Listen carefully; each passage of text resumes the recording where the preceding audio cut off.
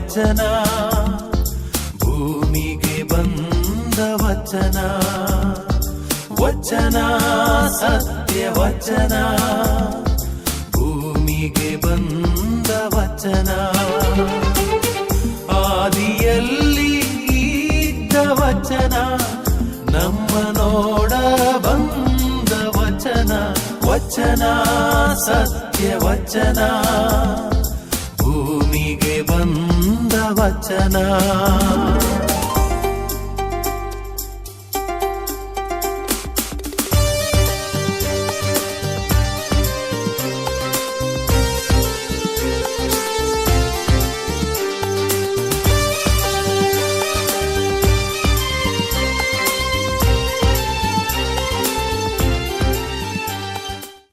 ಪ್ರಿಯರೇ, ವಚನಾಮೃತ ಕಾರ್ಯಕ್ರಮಕ್ಕೆ ನಿಮ್ಮೆಲ್ಲರನ್ನು ಸ್ವಾಗತಿಸುತ್ತೇನೆ.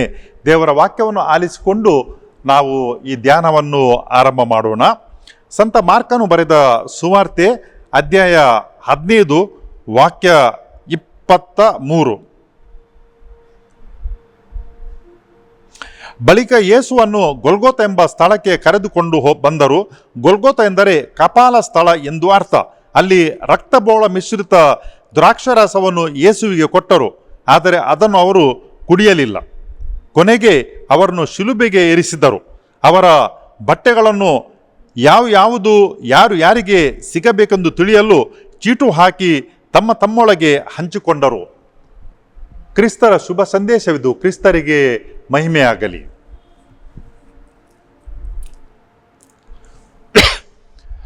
ಪ್ರಿಯರೇ, ಕಳೆದ ವಾರದಲ್ಲಿ ಮುಂಬೈಯಿಂದ ಒಬ್ಬರು ನನಗೊಂದು ಪ್ರಶ್ನೆಯನ್ನು ಕೇಳಿದರು. ಅದೇನಂತ ಹೇಳಿದರೆ, ನಾವು ಈಗ ತಾನೇ ಈ ತಪಸ್ಸು ಕಾಲವನ್ನು ಆರಂಭ ಮಾಡಿದ್ದೇವೆ, ಯಾಕಾಗಿ ಈಗಲೇ ನಾವು ಈ ಶಿಲುಬೆ ಹಾದಿಯನ್ನು ನಡೆಸಿಕೊಂಡು ಹೋಗ್ತೇವೆ? ಯೇಸು ಸ್ವಾಮಿ ಕಷ್ಟಪಟ್ಟದ್ದು ಶುಭ ಶುಕ್ರವಾರದಂದು ಮಧ್ಯಾಹ್ನದ ಮೇಲೆ 3 ಗಂಟೆಗೆ ಅವರು ಮಡಿದರು. ನಾವು ಯಾಕೆ ಅವರನ್ನು ಈಗಲೇ ಕಷ್ಟಕ್ಕೆ ಒಳಪಡಿಸುತ್ತೇವೆ? ಈ ತಪಸ್ಸು ಕಾಲ ಆರಂಭ ಆದ ತಕ್ಷಣನೇ ಯಾಕೆ ನಾವು ಶಿಲುಬೆ ಹಾದಿಯನ್ನು ಮಾಡುವುದು?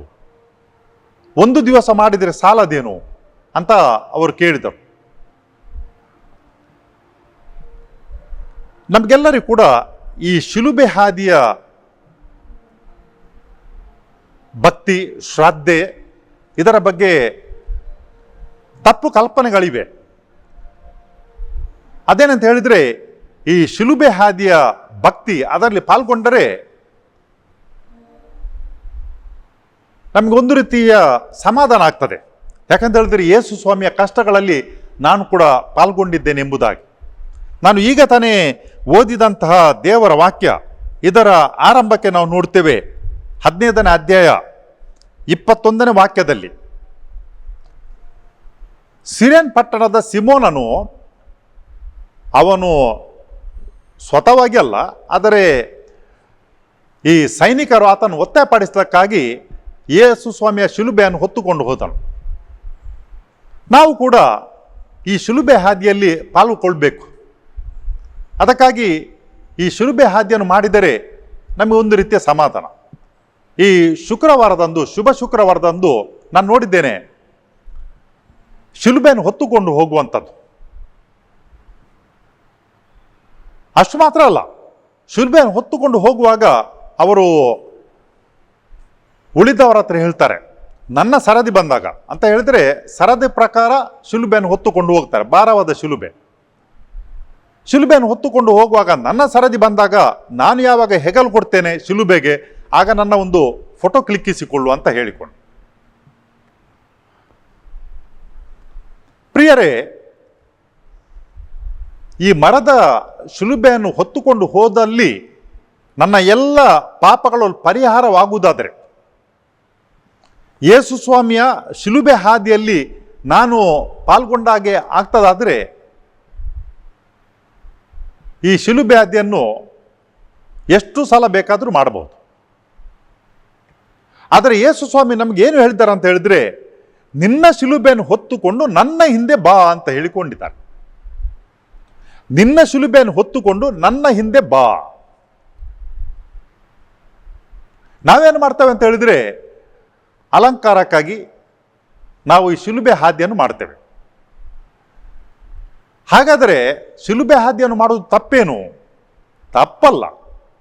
ನಾವು ಅರ್ಥವನ್ನು ತಿಳಿದುಕೊಂಡ್ರೆ ಅದನ್ನು ಅರ್ಥಪೂರ್ಣವಾಗಿ ನೆರವೇರಿಸಿಕೊಳ್ಳಲಿಕ್ಕೆ ಸಾಧ್ಯ ಉಂಟು. ಇದು ಒಂದು ಶ್ರಾದ್ದ ಭಕ್ತಿ. ಇದು ಶಿಲುಬೆ ಹಾದಿ ಅಲ್ಲ. ಶಿಲುಬೆ ಹಾದಿ ಯೇಸು ಸ್ವಾಮಿ ನಡ್ಕೊಂಡು ಹೋಗಿದ್ದಾರೆ. ಅವತ್ತು ಅವರ ಜೊತೆ ಅಲ್ಲಿ ಸ್ವತಃವಾಗಿ ನಡೆದುಕೊಂಡು ಹೋಗಲಿಕ್ಕೆ ಅವರಿಗೆ ಸಹಾಯ ಮಾಡಲಿಕ್ಕೆ ಯಾರು ಕೂಡ ಇದ್ದಿಲ್ಲ. ಇವತ್ತೇನಾಗಿದೆ ಅಂತ ಹೇಳಿದರೆ, ಶಿಲುಬೆ ನಮಗೆ ಒಂದು ಪ್ರತಿಷ್ಠೆಯ ಚಿಹ್ನೆಯಾಗಿ ಹೋಗಿದೆ.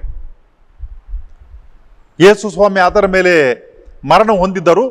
ಇದು ವಿಮೋಚನೆಯ ಒಂದು ಹಾದಿ, ಸಂಕೇತ. ಅದಕ್ಕಾಗಿ ನಾವು ಕಾಣುವ ಹಾಗೆ ಧರಿಸ್ತೇವೆ. ಆದರೆ ಆ ಕಾಲದಲ್ಲಿ ಎಲ್ಲರೂ ಕೂಡ ಓಡಿ ಹೋಗ್ತಿದ್ದರು. ಎಲ್ಲಿಯಾದರೂ ನನಗೆ ಕೂಡ ಅದು ಸಿಕ್ಕಿದರೆ ನಾಚಿಕೆ, ಎಲ್ಲರ ಮುಂದೆ ನಾನು ತಲೆಗೆ ತಗ್ಗಿಸಿಕೊಳ್ಳುವಂಥದ್ದಾಗ್ತದೆ, ನೋಡಿ ನಗಾಡ್ತಾರೆ, ಅದೆಲ್ಲ ಇತ್ತು.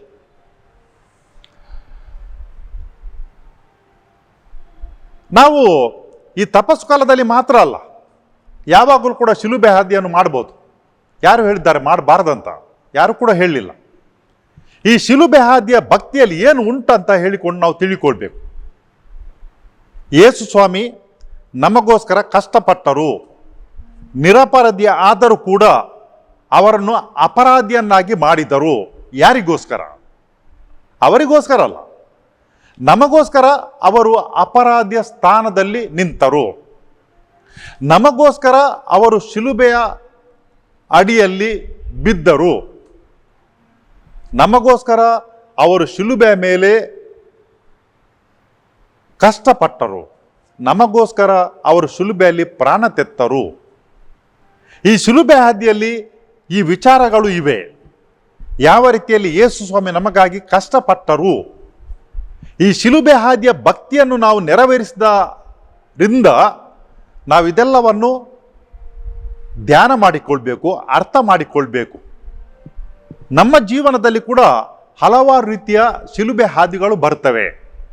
ಅವುಗಳನ್ನು ಎದುರಿಸಿಕೊಂಡು ಹೋಗಲಿಕ್ಕೆ ನಮಗೆ ಈ ಶಿಲುಬೆ ಹಾದಿ ನಮಗೆ ಧೈರ್ಯ ಹಾಗೂ ಶಕ್ತಿಯನ್ನು ನೀಡುತ್ತದೆ. ಈ ಶಿಲುಬೆ ಹಾದಿಯನ್ನು ಮಾಡ್ತೇವೆ ನಾವು ಈ ತಪಸ್ಸು ಕಾಲದಲ್ಲಿ. ಇದು ಶಿಲುಬೆ ಹಾದಿ ಕೇವಲ ಭಕ್ತಿ ಮಾತ್ರ. ಅದರಲ್ಲಿನ ಈ ಘಟನೆಗಳು ನಮಗೆ ಧ್ಯಾನ ಮಾಡಲಿಕ್ಕೆ, ಕಲಿತುಕೊಳ್ಳಲಿಕ್ಕೆ ಅನುವು ಮಾಡಿಕೊಡ್ತವೆ. ನಾವು ಈಗ ಪುನಃ ಈ ಶಿಲುಬೆ ಹಾದಿ ಮಾಡುವುದರಿಂದ ಯೇಸು ಸ್ವಾಮಿಗೆ ಪುನಃ ಒಂದು ಸಲ ನಾವು ಶಿಲುಬೆಯನ್ನು ಕೊಡುವುದಿಲ್ಲ. ಯಾಕೆ ನಾವು ಈ ಶಿಲುಬೆ ಹಾದಿಯನ್ನು ಮಾಡಿ ನಾವು ಯೇಸು ಸ್ವಾಮಿಗೆ ಈಗಲೇ ಈ ಶಿಲುಬೆಯನ್ನು ಕೊಡಬೇಕು? ಇವತ್ತು ಕೂಡ ಕೊಡಲಿಕ್ಕೆ ಆಗಲ್ಲ, ಅಥವಾ ಶುಭ ಶುಕ್ರವಾರದಂದು ಕೂಡ ಕೊಡಲಿಕ್ಕೆ ಆಗಲ್ಲ. ನಾವು ಹೇಗೆ ಯೇಸು ಸ್ವಾಮಿಗೆ ಶಿಲುಬೆ ನೀಡ್ತೇವೆ ಅಂತ ಹೇಳಿದರೆ, ತಿಳಿದು ಕೂಡ ನಾವು ಯಾವಾಗ ಕೆಟ್ಟದನ್ನು ಮಾಡುತ್ತೇವೆ ಅಲ್ಲಿ ನಾವು ಯೇಸು ಸ್ವಾಮಿಗೆ ಶಿಲುಬೆ ನೀಡ್ತೇವೆ. ಇವತ್ತಲ್ಲ, ಇವತ್ತಿನ ಈ ಘಟನೆಗೋಸ್ಕರ ಅಂದು ಅವರು ಶಿಲುಬೆಯನ್ನು ಹೊತ್ತುಕೊಂಡು ಹೋಗಿದ್ದರು. ಅಂದು ಮಾಡಿದಂಥ ತಪ್ಪಿಗೋಸ್ಕರ ಯೇಸು ಸ್ವಾಮಿ ತನ್ನ ಶಿಲುಬೆಯನ್ನು ಹೊತ್ತುಕೊಂಡು ಹೋಗಿದ್ದರು. ಇವತ್ತು ಮಾಡುವಂಥ ಕೆಟ್ಟದಕ್ಕಾಗಿ ಅಂದು ಯೇಸು ಸ್ವಾಮಿ ಶಿಲುಬೆಯನ್ನು ಹೊತ್ತುಕೊಂಡು ಹೋಗಿದ್ದರು. ಇನ್ನು ಮುಂದಕ್ಕೆ ನಾವು ಮಾಡುವಂಥ ಪಾಪಕ್ಕೋಸ್ಕರ ಯೇಸು ಸ್ವಾಮಿ ಅಂದು ಶಿಲುಬೆಯನ್ನು ಹೊತ್ತುಕೊಂಡು ಹೋಗಿದ್ದರು. ಆರಂಭದಿಂದ ಕೊನೆಯ ತನಕ ನಾವು ಏನೆಲ್ಲ ತಪ್ಪುಗಳನ್ನು ಮಾಡುತ್ತೇವೆ, ಅವಿಧೇಯತೆಯನ್ನು ಮಾಡುತ್ತೇವೆ, ಅದೆಲ್ಲದಕ್ಕೋಸ್ಕರ ಯೇಸು ಸ್ವಾಮಿ ಅಂದು ಶಿಲುಬೆಯನ್ನು ಹೊತ್ತುಕೊಂಡು ಹೋಗಿದ್ದರು. ಆ ಶಿಲುಬೆ ಮೇಲೆ ಸತ್ತರು. ನಾವು ಶಿಲುಬೆನ ಹಾದಿಯನ್ನು ಮಾಡುವುದ ಮುಖಾಂತರ ಯೇಸು ಸ್ವಾಮಿಗೆ ಶಿಲುಬೆಯನ್ನು ಕೊಡಲಿಕ್ಕೆ ಆಗಲ್ಲ. ಅದಕ್ಕಾಗಿ ಈ ಶಿಲುಬೆ ಹಾದಿಯಿಂದ ನಾವು ಏನನ್ನು ಕಲಿತುಕೊಳ್ಬೇಕಂತ ಹೇಳಿದರೆ, ನಮ್ಮ ಜೀವನದಲ್ಲಿ ಯಾವಾಗ ಕಷ್ಟಗಳು ಬರುತ್ತವೆ, ಅನ್ಯಾಯವನ್ನು ಎದುರಿಸುವಂಥ ಪ್ರಸಂಗಗಳು ಬರ್ತವೆ, ಆಗ ನಾವು ಅದನ್ನು ತಪ್ಪಿಸಿಕೊಂಡು ಹೋಗಬಾರ್ದು, ಬದಲಾಗಿ ಅದನ್ನು ಎದುರಿಸಿಕೊಂಡು ಹೋಗ್ಬೇಕಂತ ಯೇಸು ಸ್ವಾಮಿ ನಮಗೆ ಕಲಿಸ್ತಾರೆ. ಶಿಲುಬೆ ಹಾದಿಯ ಭಕ್ತಿ ಅಲಂಕಾರಕ್ಕೋಸ್ಕರ ಅಲ್ಲ. ಆ ದಿವಸ ಬೇಕಾದಷ್ಟು ಜನರು ಕಣ್ಣೀರನ್ನು ಸುರಿಸ್ತಾರೆ ಕಣ್ಣಲ್ಲಿ. ಈ ಫಿಲಿಪಿನ್ ದೇಶದಲ್ಲಿ ಅನೇಕ ಮಂದಿ ಶಿಲುಬೆ ಮೇಲೆ ತನ್ನನ್ನು ತಾನು ಅಲ್ಲಿ ಮೊಳೆಗಳಲ್ಲಿ ಜಡಿಯಲ್ಪಡ್ತಾರೆ, ಮತ್ತೆ ಕೆಳಗೆ ಬರ್ತಾರೆ ಯೇಸು ಸ್ವಾಮಿಯ ಯಾತನೆಯನ್ನು ಅನುಭವಿಸಿಕೊಳ್ಳಿಕ್ಕೆ. ಪ್ರಿಯರೇ, ಯೇಸು ಸ್ವಾಮಿಯ ಯಾತನೆಗಳನ್ನು ಅನುಭವಿಸುವಂಥ ವ್ಯಕ್ತಿಗಳು ಅನೇಕರಿದ್ದಾರೆ ನಮ್ಮ ಸುತ್ತಮುತ್ತರು. ಎಷ್ಟು ಜನ ಬೇಕು? ಅನ್ಯಾಯಕ್ಕೆ ಒಳಗಾದವರು. ನನಗೆ ಒಂದು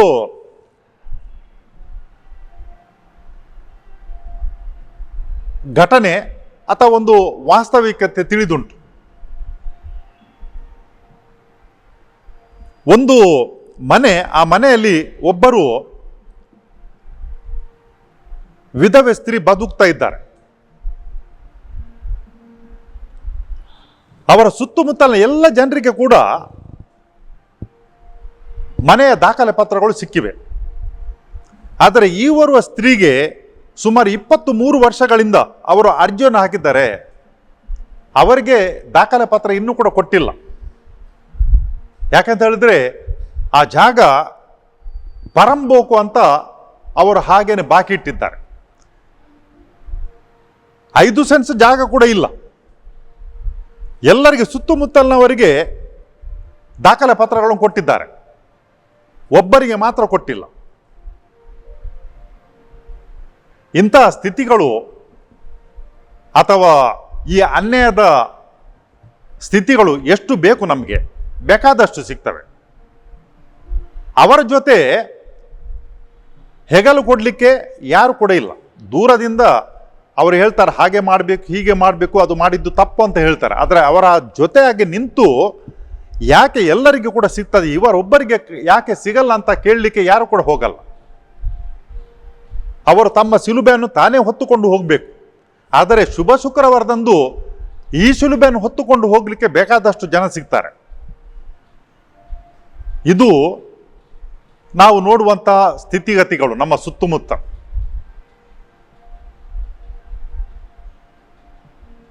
ಅರ್ಜಿಗಳನ್ನು ಹಾಕ್ತಾರೆ, ಆದರೆ ಅದು ಅಲ್ಲೇ ಸಿಕ್ಕಿ ಹಾಕೊಳ್ತೇವೆ. ಅರ್ಜಿಗಳು ಮುಂದಕ್ಕೆ ಹೋಗಲ್ಲ. ಎಷ್ಟು ಸಲಕ್ಕೆ ಹೋಗ್ಬೋದು ಜನರು. ಈ ಕೋರ್ಟ್ ಕಚೇರಿಗಳಲ್ಲಿ ಕೇಸು ದಾಖಲೆ ಮಾಡ್ತಾರೆ. ನಮ್ಮ ದೇಶದಲ್ಲಿ ಇರುವಂತಹ ಈ ಕೇಸಸ್ ವ್ಯಾಜ್ಯಗಳು ತೀರಿಸಬೇಕಿದ್ರೆ ಅಂತ ಹೇಳಿದ್ರೆ, ಮುಗಿದು ಹೋಗಬೇಕಿದ್ರೆ 250 ವರ್ಷಗಳು ಬೇಕಂತೆ. ಒಂದೊಂದು ವ್ಯಾಜ್ಯಗಳಿಗೋಸ್ಕರ ಅದರ ಹಿಂದೆ 40 ವರ್ಷ 50 ವರ್ಷ. ಇದು ನಮ್ಮ ವ್ಯವಸ್ಥೆ. ಈ ವ್ಯವಸ್ಥೆಯಲ್ಲಿ ಜನರು ಸಿಕ್ಕಿ ಹಾಕ್ಕೊಂಡು ಅವರು ಜೀವ ಇದ್ದರೂ ಕೂಡ ಅವರು ಸತ್ತ ಹಾಗೇನೆ. ಒಬ್ಬ ನ್ಯಾಯವಾದಿಯವರು ಹೇಳ್ತಿದ್ದಾರಂತೆ, ಮುಂಚೆ ಎಲ್ಲ ಹೇಳ್ತಿದ್ದಾರೆ ಏನಂತ ಹೇಳಿದ್ರೆ, ನಿನಗೆ ಆ ಶಾಪ ಬಿದ್ದು ಹೋಗ್ಲಿ, ಈ ಶಾಪ ಬಿದ್ದು ಹೋಗ್ಲಿ ಅಂತ. ಇವತ್ತು ಏನಂತ ಹೇಳಿದ್ರೆ, ನಿನ್ನ ಮೇಲೆ ಒಂದು ಸಿವಿಲ್ ಮೊಕದ್ದಮೆ ಬಿದ್ದು ಹೋಗ್ಲಿ ಅಂತ ಹೇಳಿಕೊಂಡು ಮುಂದಿನ 30 ವರ್ಷ 40 ವರ್ಷ 50 ವರ್ಷ ನೀನು ಅಲೆದಾಡ್ತಲೇ ಇರಬೇಕು. ಅದರಿಂದ ಹೊರಕ್ಕೆ ಬರಲಿಕ್ಕೆ ಸಾಧ್ಯ ಇಲ್ಲ. ಇದು ನಮ್ಮ ವ್ಯವಸ್ಥೆಯ ಒಂದು ಶಿಲುಬೆ ಹಾದಿ. ಪ್ರಿಯರೇ, ನಮ್ಮ ದೇಶದಲ್ಲಿ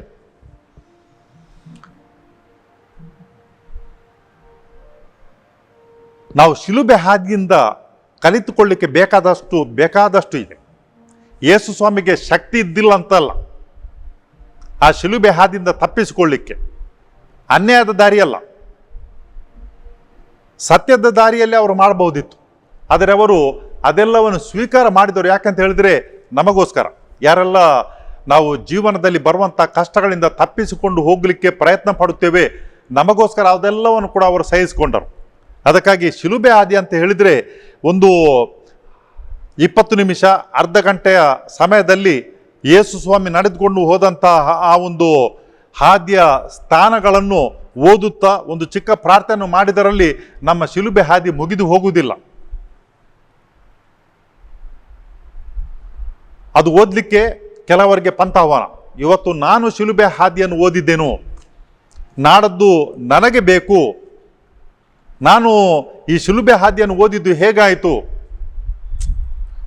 ಇದೆಲ್ಲ ನಡೀತವೆ ಪ್ರಿಯರೇ. ಇದರಲ್ಲಿ ಹೆಸರು ಸಿಗ್ತದೆ, ಜನ ನೋಡ್ತಾರೆ. ಅದರ ನಿಜವಾದ ಶಿಲುಬೆ ಹಾದಿ ಏನಂತ ಹೇಳಿದರೆ, ಇದು ನಮ್ಮ ಜೀವನದಲ್ಲಿ ಇರುವಂಥ ಅನ್ಯಾಯದ ದಾರಿಯ ವಿರುದ್ಧ ಹೋರಾಡುವುದು, ಇದು ನಿಜವಾದ ಶಿಲುಬೆ ಹಾದಿ. ಯಾರು ಅದನ್ನು ನಡೀತಾರೆ ಅವರಿಗೆ ಹೆಗಲು ಕೊಡುವುದು, ಇದು ಸಿರೇನ್ ಊರಿನ ಸಿಮೋನನು ಮಾಡಿದಂತಹ ಆ ಒಂದು ಚಿಕ್ಕ ನೆರವು. ಅಂಥದ್ದನ್ನು ನಾವು ಮಾಡಲಿಕ್ಕೆ ಸಾಧ್ಯ ಇದ್ದರೆ ಸರಿ, ಇಲ್ಲದಿದ್ದರೆ ಇದು ಏನಾಗ್ತದೆ ಅಂತ ಹೇಳಿದ್ರೆ ಒಂದು ಅಲಂಕಾರ. ಇದೊಂದು ಅಲಂಕಾರ ಆಗಿಬಿಡ್ತದೆ. ನಮಗೆಲ್ಲರಿಗೂ ಕೂಡ ಈ ರೀತಿಯ ಅಲಂಕಾರಗಳು ಬೇಕು. ಅದರ ನಿಜವಾದ ಶಿಲುಬೆ ಹಾದಿ ಅದನ್ನು ನಡೆಯಲಿಕ್ಕೆ ನಾವು ಬೇಕಾದಷ್ಟು ಪ್ರಯತ್ನ ಪಡ್ತೇವೆ. ಹೇಗೆ ಅದರಿಂದ ತಪ್ಪಿಸಿಕೊಂಡು ಹೋಗುವುದಂತ ಹೇಳಿಕೊಂಡು, ಪ್ರಿಯರೇ, ಈ ತಪಸ್ಸು ಕಾಲದಲ್ಲಿ ನಾವು ಏನನ್ನು ಮಾಡ್ತೇವೆ ಅಂತ ಹೇಳಿದರೆ, ಈ ಭಕ್ತಿಯ ಕಾರ್ಯಕ್ರಮಗಳನ್ನು ಮಾಡ್ತೇವೆ. ಅದು ನಮ್ಮ ಜೀವನಕ್ಕೆ ಅಳವಡಿಸಿಕೊಳ್ಳಲಿಕ್ಕೆ ಪ್ರಯತ್ನ ಪಡಬೇಕು. ಆಗ ಏನಾಗ್ತದೆ ಅಂತ ಹೇಳಿದ್ರೆ, ಈ ತಪಸ್ಸು ಕಾಲದ ನಂತರ ನಮ್ಮ ಜೀವನ ಸ್ವಲ್ಪ ವಿಭಿನ್ನವಾಗಿ ಹೋಗ್ತದೆ. ವಿಭಿನ್ನ ಆಗಬೇಕು, ಇಲ್ಲದಿದ್ದರೆ ಈ ತಪಸ್ಸು ಕಾಲ ವ್ಯರ್ಥ ಆಗ್ತದೆ. ವಿಭಿನ್ನ ಆಗಬೇಕು.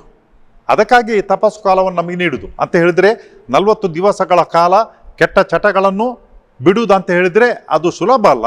ಅದು ಒಂದು ರೀತಿಯ ಶಿಲುಬೆ ಹಾದಿ. ಕೆಟ್ಟ ಚಟಗಳನ್ನು ಬಿಡುವುದು ಕೂಡ ಒಂದು ರೀತಿಯ ಶಿಲುಬೆ ಹಾದಿ. ಅದಕ್ಕಾಗಿ ಈ ಒಂದು ಒಳ್ಳೆಯ ಅಭ್ಯಾಸವನ್ನು ಬೆಳೆಸಿಕೊಳ್ಳುವುದು ಕೂಡ ಒಂದು ರೀತಿಯ ಶಿಲುಬೆ ಹಾದಿ. ಯಾಕಂತ ಹೇಳಿದ್ರೆ ಸುಲಭವಾಗಿ ನಮಗೆ ಅದು ಬರುವುದಿಲ್ಲ. ನಾವು ಕಷ್ಟಪಟ್ಟುಕೊಳ್ಳಬೇಕು, ಆಗ ಮಾತ್ರ ಅದು ನಮ್ಮಲ್ಲಿ ಬರ್ತದೆ. ಜನರು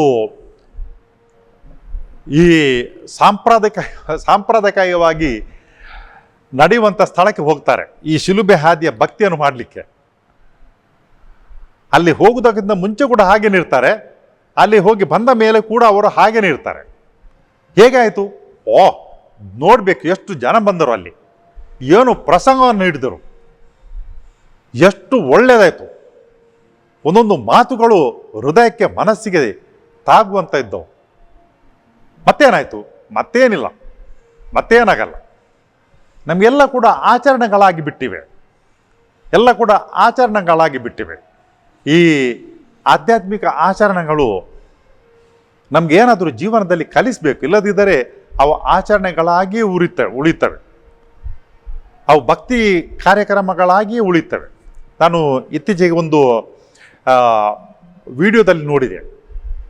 ಈ ದೇವಾಲಯಕ್ಕೆ ಹೋಗುವಾಗ ಭಕ್ತಾದಿಗಳು ಹಣ್ಣುಗಳನ್ನು ಕೊಂಡು ಹೋಗ್ತಾರೆ, ಹೂಗಳನ್ನು ಕೊಂಡು ಹೋಗ್ತಾರೆ, ಮತ್ತು ನೀರು ಅಥವಾ ಇನ್ನೇನು ಕೊಂಡು ಹೋಗ್ತಾರೆ. ದೇವಾಲಯದಿಂದ ಹೊರಕ್ಕೆ ಬರುವಾಗ ಅವೆಲ್ಲ ಕೂಡ ತೀರ್ಥವಾಗಿ ಮಾರ್ಪಾಡ್ತದೆ, ಮನುಷ್ಯನೊಬ್ಬನನ್ನು ಬಿಟ್ಟು. ಅಂತ ಹೇಳಿದರೆ ಕೊಂಡು ಹೋದಂತಹ ಭಕ್ತನೊಬ್ಬನನ್ನು ಬಿಟ್ಟು ಈ ವಸ್ತುಗಳು ತೀರ್ಥವಾಗಿ ಮಾರ್ಪಾಡ್ತವೆ. ಮನುಷ್ಯ ಮಾತ್ರ ಒಳಗೆ ಹೋಗುವಾಗ ಹೇಗಿದ್ದನೋ ಹೊರಕ್ಕೆ ಬರುವಾಗ ಕೂಡ ಹಾಗೇನೆ ಇರ್ತಾನೆ, ಬಂದ ಮೇಲೆ ಕೂಡ ಹಾಗೇನೆ ಇರ್ತಾನೆ ಅಂತ ಹೇಳಿಕೊಂಡು ಒಂದು ಪ್ರಾರ್ಥನೆ ಈಗ ನಾವು ಮಾಡುವ. ಕರ್ತನಾದ ದೇವರೇ, ಸ್ತುತಿ ಸ್ತೋತ್ರಗಳನ್ನು ನಿಮಗೆ ಸಲ್ಲಿಸುತ್ತೇವೆ. ನಮ್ಮ ವಿಮೋಚನೆಗಾಗಿ ನಿಮ್ಮ ಪುತ್ರರನ್ನು ಈ ಭೂಲೋಕಕ್ಕೆ ಕಳುಹಿಸಿದ್ದೀರಿ. ನಮ್ಮ ವಿಮೋಚನೆಗಾಗಿ ನಿಮ್ಮ ಪುತ್ರ ಯೇಸು ಸ್ವಾಮಿ ತಮ್ಮ ಶಿಲುಬೆ ಹಾದಿಯನ್ನು ನಡೆದು ಹೋದರು, ಕಷ್ಟಪಟ್ಟರು. ಅದರ ನೆನಪಿಗಾಗಿ ಈ ಪ್ರಾಯಶ್ಚಿತ ಕಾಲದಲ್ಲಿ, ಈ ತಪಸ್ಸು ಕಾಲದಲ್ಲಿ ನಾವು ಕೂಡ ಭಕ್ತಿ ಕಾರ್ಯಕ್ರಮಗಳನ್ನು ನೆರವೇರಿಸ್ತೇವೆ. ನಾವೇನು ಈ ಭಕ್ತಿ ಕಾರ್ಯಕ್ರಮಗಳನ್ನು, ಧ್ಯಾನಕೂಟಗಳನ್ನು ನೆರವೇರಿಸ್ತೇವೆ, ಇದರ ಅರ್ಥವನ್ನು ಕಂಡುಕೊಂಡು ನಮ್ಮ ನಿಜ ಜೀವನದಲ್ಲಿ ಅದನ್ನು ಜೀವಿಸಲಿಕ್ಕೆ ನಮಗೆ ಬೇಕಾದಂತಹ ಮನಸ್ಸಿನ ಬೆಳಕನ್ನು ನೀಡಿರಿ. ಈ ತಪಸ್ಸು ಕಾಲವನ್ನು ಆರಂಭ ಮಾಡಿದ್ದೇವೆ, ಇದು ಕೊನೆಗೊಳ್ಳುವಾಗ ಇದರಿಂದ ಹೊಸ ವ್ಯಕ್ತಿಗಳಾಗಿ ಹೊರಕ್ಕೆ ಬರಲು ನಮಗೆ ಆಶೀರ್ವದಿಸಿರಿ. ಕರ್ತರಾದ ದೇವರೇ, ಈ ಕಾರ್ಯಕ್ರಮದಲ್ಲಿ ಪಾಲ್ಗೊಳ್ಳುತ್ತಿರುವಂಥ ಪ್ರತಿಯೊಬ್ಬರ ಮೇಲೆ ನಿಮ್ಮ ಅನೇಕ ಆಶೀರ್ವಾದಗಳನ್ನು ಸುರಿಸಿರಿ. ದೇಹದ ಮನಸ್ಸಿನ ಆರೋಗ್ಯವ ನೀಡಿರೆಂದು ನಿಮ್ಮನ್ನು ಪ್ರಾರ್ಥಿಸುತ್ತೇವೆ, ನಿಮ್ಮ ಪುತ್ರ ಯೇಸು ಕ್ರಿಸ್ತರ ಮುಖಾಂತರ. ಆಮೆನ್.